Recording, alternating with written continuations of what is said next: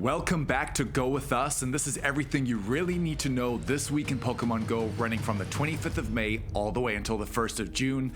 Let's get straight into our calendar now, and we're going to kick off again with our Max Monday, which is going to be happening on this coming Monday from 6 to 7 p.m. local time, and that is going to be featuring Dynamax Combee for the very first time. Please bear in mind that Combee is a permanently boosted Stardust Pokemon, so every single one you do here, you are going to be getting 750 Stardust per catch.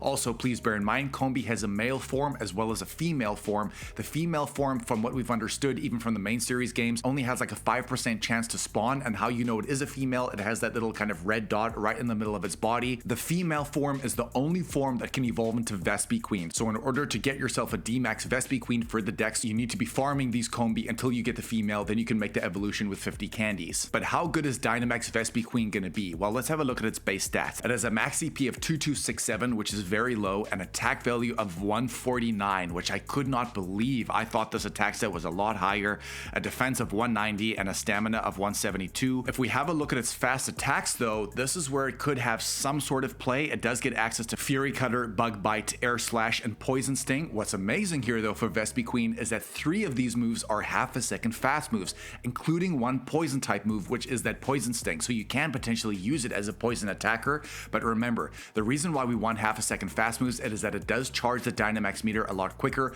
Once we get into that Dynamax phase, then we would switch in our attacker. Unfortunately for Vespi Queen, it's not going to be a very good tanking Pokemon at all, and even from an attacking point of view, it's not great. Those base stats are just not high enough, but more importantly, it is a bug type, which is just very, very disappointing. Back to our calendar again. Remember, the other thing that happens on Mondays, and it's going to be the last week for this too, because the end of the season is going to be literally next week, guys. So a lot of these bonuses are going to change up. The Pokemon Go Battle League, a whole lot is going to be different. But remember, this is your last week to progress on Mondays for Fast Track Mondays, which does allow you to get double the points for your daily Go Pass totals, which means you will be able to get further in that Go Pass to eventually get that Suicune encounter, including some more Pokecoins and any other premium items on this track. Because we only have 1 week left remaining, these are going to be the eggs you can hatch in every single pool. In 2-kilometer eggs, you can hatch these Pokemon. In 5-kilometer eggs, you can hatch these Pokemon. In 7-kilometer eggs, which you can only get from opening gifts, you can hatch these Pokemon. In 10-kilometer eggs, you can hatch this batch. And of course, in 12-kilometer eggs, which you can only get from team leaders, and you need to have 1 egg slot open, you can hatch these Pokemon. That does include the new shiny Varoom. Please remember as well, it's very important to mention the Adventure Sync eggs. Again, this is your last week to get these Pokemon, and the 5-kilometer Adventure Sync egg pool is going to be hatching Chingling, Happiny, Audino, Riolu, and Skarmory. We have mentioned it many times in previous weeks about Riolu and Skarmory being the #1 picks. Of course, we did have Riolu hatch day, but if you didn't manage to get a good Riolu, this might be your last chance to try and hatch this Pokemon to get Mega Lucario, and we also know that Mega Lucario Z will be coming to the game at some point, and we also know that Mega Skarmory Raid Day will be happening next month. We have seen that in the leaks, and that's going to be a very good Pokemon to go after. Please try and hatch yourself a good one while you have the time. And the 10-kilometer Adventure Sync eggs are going to be Goomy, Turtonator, Toxel, Gibble, and Dreepy. Of course, Gibble can go into that Mega Garchomp, an absolute monster ground type attacker, as well as a dragon type attacker. What raid bosses are going down this week though? It looks like, as of recording this video, we only have 2 days left to complete Tapu Bulu. We did run through this last week, but Tapu Bulu has some very good stats. Max CP of 3865, an attack value of 249, defense of 215, and a stamina of 172. Overall, this Pokemon is looking really strong off the bat. It is double weak to poison, so bring along those poison types if you want good counters to take this Pokemon down. Also has a lot of resistances if you look here, and that's purely because of that Fury typing. The fast attacks are going to be Rock Smash and Bullet Seeds. Charged attacks are going to be Mega Horn, Nature's Madness, which remember does require that elite charge TM, and it is very important to have this move on this Pokemon. It makes it a lot better, which we're going to show you in a little bit. It does have Dazzling Gleam, Solar Beam, as well as Grass Knot. But how does this translate as a raid attacking Pokemon? As a grass type attacker, it's the 19th best in the game with Bullet Seed and Grass Knot. With Nature's Madness as a fairy type attacker, it's currently the 8th best in the entire game. Really good Pokemon to go after. That shiny rate is beautiful, coming with that 1 in 20 shiny rate. If you guys do want to know the 100% IV, it's going to be 1953 and non-weather boosted weather, but in sunny and cloudy weather, it's going to be 2442 CP because of that grass and fairy typing. Tapu Bulu will be in until the 26th, but then on the 27th, Tapu Fini will be making its return. Tapu Fini is a water and fairy type Pokemon originally coming from the Alola region. Its base stats are very interesting, and let me explain why. It has an attack value of 189, which might seem a little bit low, but have a look at that defensive stat of 254. This makes this Pokemon shine in a very unique way. It is only weak to 3 things, which is going to be electric, grass, and poison, but it resists quite a lot, again, because of that fairy typing, and that combination of water and fairy is a pretty decent defensive typing. Its fast attacks are going to be hidden power and water gun, and its charge attacks will be Nature's Madness, but again, you do need an elite charge CM to get Nature's Madness. It does have access to Moon Blast, Ice Beam, Hydro Pump, and Surf, but looking at this move pool, it's a really good move pool in terms of some coverage, especially in PvP. Specifically in the Ultra League, this Pokemon over the last couple years has been an incredible pick because it's such a good typing, but also it does get access to Ice Beam, so it can hit those grass types as well as those dragons for super effective damage. In the Ultra League right now, it's currently hovering around the top 100, but in the Master League, it's just breaking to the top 100 right now. But it's very important to mention that with next season's meta shift, this Pokemon could jump dramatically. If you are an Ultra League player or a Master League player, trust me, get yourself a good Tapu Fini. Please remember that 1 in 20 shiny rate as well. It's a beautiful shiny. If you guys want to know the 100% CP, it's going to be 1632 CP in non-weather boosted weather, but in rainy and cloudy weather, it's going to be 2041 CP because of that water and fairy typing. Those are going to be your 5-star raid bosses, but what are going to be the mega raids? It looks like as of recording this video, you're only going to have 2 days left for Mega Altaria, which will still be in mega raids. Please bear in mind though, Mega Altaria is going to cost you 300 energy to make this mega evolution happen. But remember, Swablu takes 400 candy to evolve into Altaria in the first place, so you need to try and get candy for this Pokemon, and if you have it already, that's a great thing to have. We're gonna run through this very quickly, but Mega Altaria has some solid stats. It has a max CP of 3576, an attack of 222, defense of 218, and a stamina of 181, but because of that attacking stat, it's not going to be the hardest hitter. It is weak to fairy, poison, steel, and ice, but it does resist a lot because of that dragon and fairy typing. But unfortunately, how this translates is as a dragon type attacker, it's barely breaking into the top 100 in the 74th spot currently. As a fairy type, it's a little bit better in the 40th spot, but again, this is not where this Pokemon shines. You really want Mega Altaria, and you wanted to get it to Mega level 3, because for the dragon and fairy typing, these Pokemon don't spawn very often in the wild. So whenever there is a community day, for example, like we just had Dino Community Day, this would have been the perfect Mega to have out to really increase your candy as well as XL candy, because at Mega level 3, you are getting an additional 2 candy per catch, plus a 25% chance every catch at XL candy. Guys, the rerolls are incredible, and at Mega level 3, trust me, it is the most efficient way to get candy in this game. But then Mega Altaria will be leaving us, and coming in on the 27th, we are going to be seeing the return of Mega Medicham. Mega Medicham is very similar to Mega Altaria in this way. If we have a look at its base stats, they aren't great. It barely breaks the 3000 CP mark. It has an attack value of 205, which is poor for a Mega, a defense of 179, and a stamina of 155. Because of these attacking stats, it's not going to be great. As a fighting type attacker, it's the 78th best in the game. As a psychic type attacker, it's also ranked number 78, but this is not really where this Pokemon shines. Mega Medicham is another Pokemon you want to get to Mega level 3. I actually do have the hundo of this Pokemon, which is incredible. Whenever there's a fighting or a psychic type event, something like the Psychic Spectacular, where you might need to get a lot of Rolls candy, for example, this is the Pokemon I would have out, because it's just going to be boosting every single catch that correlates to those 2 types. Get these Pokemon to Mega level 3. Our raids are not complete without listing our Shadow raids for the remainder of the season. Guys, these Shadow raids are going to be leaving on the 3rd of June. And 1-star Shadow raids, we are going to see Shadow Larvitar, which is a fantastic pick. We see Shadow Sableye in there, Shadow Spheal, as well as Shadow Inkay.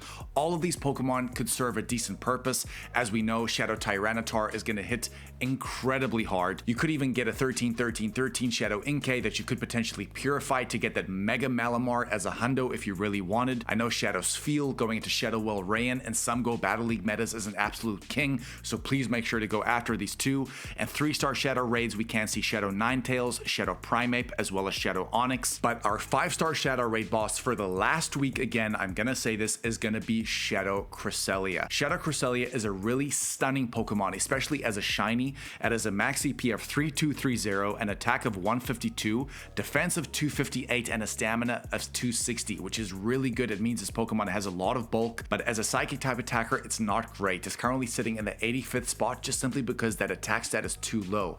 But it's in the Go Battle League where this Pokemon really shines, and the Ultra League, it's currently hovering around the 45th place, which is really, really good in the Go Battle League. And because of that Shadow bonus, if you guys didn't know, Shadow Pokemon's attack gets increased by 20%, but their defense gets decreased by 20%. But in the Go Battle League format, this is really good for Cresselia because it already has enough bulk to really last on the battlefield for a long time, but it also has really good coverage moves that it can really make some good dents in certain metas. So please make sure to raid this Pokemon, a stunning shiny that would be coming with the 1 in 20 shiny rate. Then let's talk about our research breakthrough box. And again, it is literally your last week to get this done. Guys, your 7th day stamp is going to reward you with a research breakthrough box and eventually a reward Pokemon on top of some Stardust as well as XP.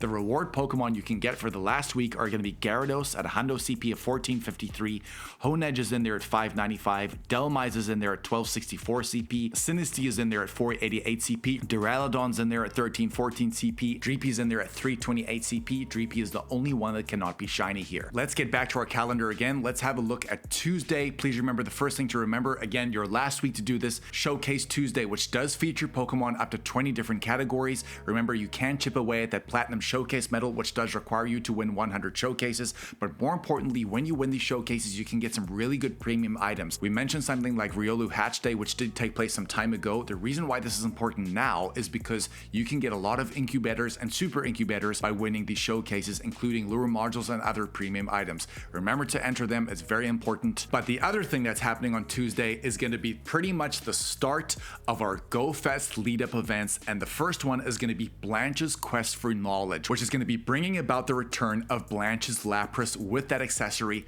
as well as having its own Team Mystic background. This, to be honest, is going to be the return of one of the rarest shiny costume Pokemon in the game. As we know, Lapras is a fan favorite too. This event is going to be starting on Tuesday the 26th at 10 a.m. and it's going to be running all the way until June the 1st, this whole week, until Monday 1st at 8 p.m. local time. The wild encounters are going to be Squirtle, Alolan Vulpix, Krabby, Staryu, as well as Galarian Zigzagoon. We can also see rare response for Lapras, Vaporeon, and Larvitar. Really strong start here. There's also going to be featured incense encounters. These are going to be the Pokemon spawning off incense. You can see Cubone, Horsey, Lapras, Vaporeon, Larvitar, Sableye, Clamperl, as well as Cubchoo. It doesn't end there. There will be a Blanche Quest of Knowledge Go Pass that will go live for that whole week, and let me just tell you, the rewards are looking really good. You can purchase the deluxe version for a total cost of $5, but the rewards on the free track are going to be Vaporeon, Larvitar, Lapras wearing the Blanche themed accessory with that special background inspired by Team Mystic. And if you did buy the deluxe pass, you're going to get a premium battle passes, glacial lure modules, but you're also going to get an additional encounter with Lapras wearing that Blanche themed accessory with a special background. So you're going to get a total of 2, which is a great opportunity to try and get that Pokemon shiny. But it's actually the bonuses tied to this Go Pass, which I believe are a lot better than what we've seen in previous weeks. For example, at tier 1, which is going to be at rank 10 of this Go Pass, it's going to be 1 additional candy for evolving a Pokemon, including an increased chance to receive XL candy for Pokemon. And at tier 2, which is going to be at rank 20, it's going to be 2 times incense duration. We also know all of the Pokemon that will be available in field research, and we're going to give you their 100% IVs as well. So screenshot these if you want to remember. Squirtle is going to be in there at 405 CP, Alolan Vulpix at 378 CP, Krabby's in there at 669, Cubone is going to be 436, Horsey comes in at 452, Staryu's in there at 495, Lapras is in there at 1131, Larvitar is going to be in there at 445 CP. Very important to screenshot that. That hundo, especially for a Mega Tyranitar, is incredible. Sableye is in there at 632 CP, Cubchoo at 458, Sinistea at 488 CP, Tandemaus is going to be in there at a hundo CP of 382 CP, but please bear in mind, when you evolve Tandemaus into Mousehold, you need 50 candy, but normally Mousehold is a family of 4. There is a 1 in 100 chance when you evolve this Tandemaus into Mousehold that it will be a family of 3. Very similar numbers to something like that Sinistea, but if you did get these Pokemon shiny in those forms, you would be one of the only people in the world to have it. What I've actually done is a complete separate video, which is going to be detailing this event, because believe me, there is huge Stardust potential here, and I explain why with little tips and tricks that you really want to be focusing on in the lead up to GoFest and even the events after GoFest. It's so important to play these events. Check out this video. It's really going to help you. What a great way to end off May. Let's get back to our calendar again, and let's have a look at what's happening on Wednesday the 27th. The only thing we really need to be worrying about there is going to be that Tapu Fini raid hour happening from 6 to 7 p.m. local time. I would strongly recommend having a water type mega in the background. The reason why is there are a lot of water types that are going to be spawning during Blanche's Quest for Knowledge event. It's really important to try and get XL candy as well as candy for Tapu Fini, but in the background during these raids you can be catching a lot of these water types which are going to be reeling in the candy and XL candy for you as well. We did take you through and I'm going to leave those base stats on screen right now of how good Tapu Fini is, but particularly in the Go Battle League, this is a really good Pokemon to have. If you are into GBL, make sure to get this Pokemon. Then let's move on to Thursday the 28th, and we have to mention Go Battle Thursdays. Guys, as of recording this video and by the time it gets released, we may know more details, but this may be your last week to play Go Battle League Thursdays. It's so important to do this. The reason why is that you can complete 10 sets on this day, which is 50 battles on this day at 4 times Stardust rewards, which is huge. If you manage to win 4 or 5 games in a row, you pop that star piece, guys. Stardust games are really underrated, especially at 4 times, but more importantly as well, the reward track. I've said this last week and I'm going to say it again. We've had community members reach out all over the place, emailing us pictures of what they've got from the reward track. Hundo Zacians, we've seen Hundo Machamps, we've seen Groudons coming from the reward track. Guys, that base floor there is 10-10-10, which means you have an incredible opportunity to get a hundo of an extremely rare Pokemon that you didn't even have to raid for. You didn't have to spend any money. These are the ways that the free-to-play players really take advantage. Please remember to do this. It's very important. Then let's move on to Friday the 29th. I have to put a big pause here. Listen carefully. This may not come back next season.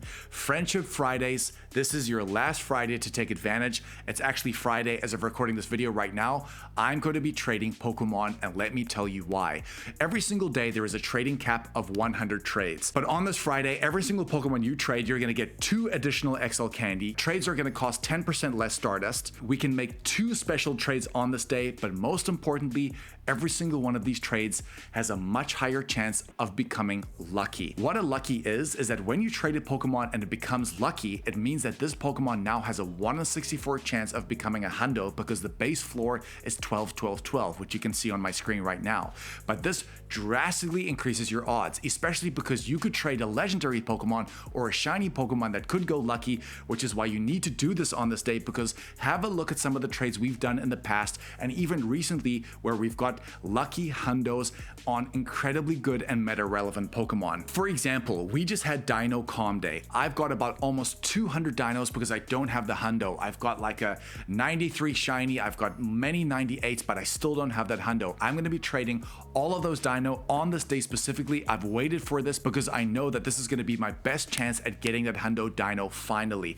Please remember to trade Pokemon. It is the most underrated and the most underutilized thing in the game, and you can do 100 per day. This is how the pros get a lot of their top targets, guys. They don't just sit around raiding and spending all their money. They trade Pokemon. It is a little bit tedious. Maybe put on show, watch Netflix, do something that's going to take your time and just blow through the trades. You'd be very surprised what rewards you can get. But the other thing that's happening on the 29th, and if you are going to be in Tokyo, Japan, this is going to be the start of Tokyo GOFEST, the in-person event, which is incredible. Mega Mewtwo will finally be making its debut in Super Mega Raids. It's very important to mention that if you are doing these raids globally, if you're remote in, you will not be able to collect the Mega Energy and you will not be able to make the Mega Evolution on your own because it has not been released globally. It will only be for the people for the in-person events. We also know that Zeraora will be making its debut in Pokemon Go through special research. We're also going to see all the Pikachu wearing the Team Mystic, Valor, as well as Instinct hats. Those can all be shiny.